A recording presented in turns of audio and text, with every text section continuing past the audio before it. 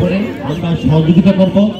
বিশেষ করে Nabaganj high school খেলাধুলায় আগে অতীতে অনেক সুনাম তারা বয়ে নিয়ে এসেছিল, কিন্তু বেশ কয়েক বছর ধরে বিভিন্ন কারণে আমরা এটা ধরে রাখতে পারি নাই।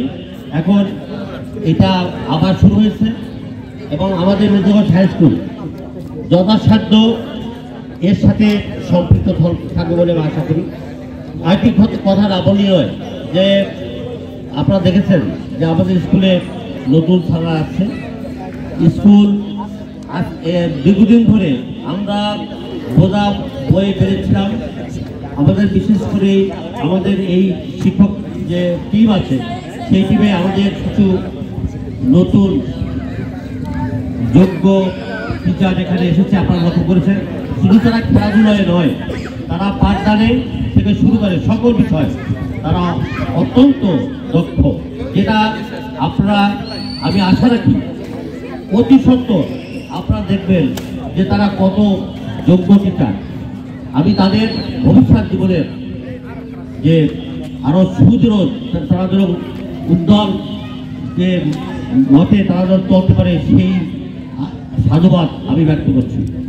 বিশেষ করে আমাদের স্কুলের যে শিক্ষার্থীরা যারা আছে তারাও কিন্তু অত্যন্ত চৌকি। আমি আহ্বান করছি আমরা থাকবো এবং নতুন যারা টিচার আছে তারাও থাকবে। আমরা এদেরকে 2041 সালে অর্থাৎ আধুনিক যে যুগ আসছে, সারা বিশ্বে বিশ্বায়ন হচ্ছে, সেই বিশ্বায়নের সাথে তাল মিলিয়ে আমাদের এই শিক্ষার্থীরা যাতে চলতে পারে সে লক্ষ্যে আমরা সবসময় সজাগ থাকবো। আমি বিশেষ করে রাজু স্যারকে আমি অভিনন্দন জানাচ্ছি, না দাঁড়িয়ে আর পারছি না। আমি যত চাপিয়ে রাখতে চাই কিন্তু হচ্ছে না, কারণ তাকে সেতে এই ধরনের একজন টিচার, এ ধরনের টিচার খুব কম।